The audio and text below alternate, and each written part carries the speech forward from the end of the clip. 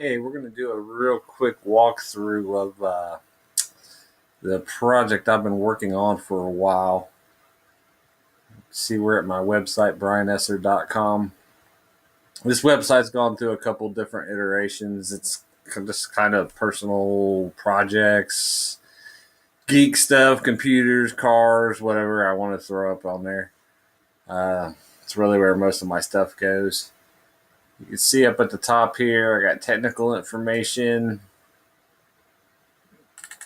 This is just a bunch of pretty basic and some in-depth technical, automotive technical stuff. But what I've been working on for a while now is this casting number database.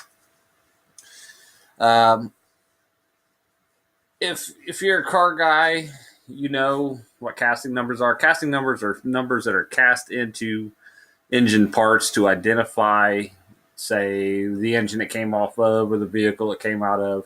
They let you know what the part is, basically. They're basically just a part number. And it casting numbers make it easy. If you're at a swap meet, you can tell what just a spare or a bare engine part is instead of having to rely on what the guy tells you. Because a lot of times people will tell you, well, this is this part, when in reality, it came off of this and it's not nearly as desirable. So I thought it would be nice to have one big just file, one location to have all the casting numbers, because there's websites that have them out there, and some will have a couple hundred, and some will have 1,000, and some will have different numbers, and it's just a jumbled mess all over the internet. So I just thought I'd aggregate it all into one big database, searchable database, and this is what it's turned into. It's not complete. I'm still dumping information in, and I still have thousands of numbers to put into it. But it is getting pretty big. You can see here, I have air cleaners, alternators, bell housings, camshafts, come down here, crankshafts, cylinder heads. I mean, just about any major engine component, water pumps, starters. We'll go to cylinder heads. And this is the format that it's laid out in. You can see starting out. I have Acura 3.5 liter, 1996 to 04. If you highlight it, it highlights that cell. If you want to view more information, you click over here and it expands it. It just gives you some basic information to let you know what it is. Click return. Come down here. It's broken up 50 per page. As you can see, I have 20 pages. So not quite 1,000 cylinder heads in here. Going all the way to Volvo. You can search. You can search it by the manufacturer, the number, different search criteria. You can print it. You can select if you want to put all. That way you can view all, almost 1,000 in one view. Let's see, go back up here. Camshafts. And this is mostly factory parts. Some of it is factory over-the-shelf racing parts. Some of it's factory racing stuff that came on factory race cars. There's some aftermarket parts mixed in here and there, but for the most part, it's OEM parts. So stuff you could find at a swap meet. Here we have a bunch of different camshafts. I even have the modern LS stuff. So, as of right now, I'd say I probably have several thousand casting numbers. I'm pretty sure this is the largest collection out there, largest database of casting numbers on the internet. I haven't seen one that's bigger. I'm still adding information to it all the time, though. There is just so much stuff out there. And some of it is just mind-numbingly boring unless you're looking for it. I mean, like here, factory PULLEY part numbers. I mean, not a lot of people look for these, but I have them on here. So if you need a factory crank pulley off a Ford, a 65 to 68 Ford, I have the information on that.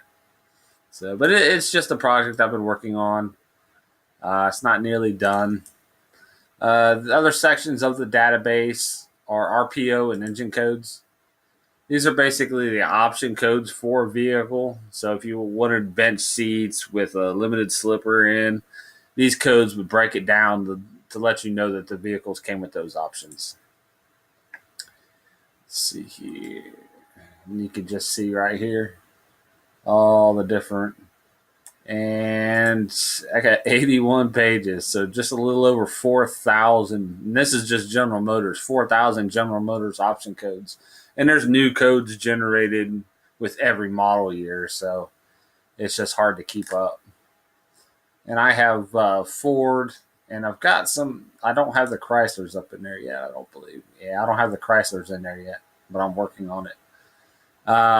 Another thing is engine and transmission codes.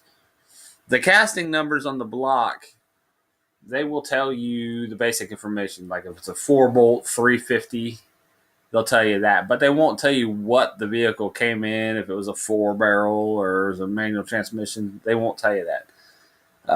Different number stamps on different locations of the block will tell you that. So I have those. Let's see.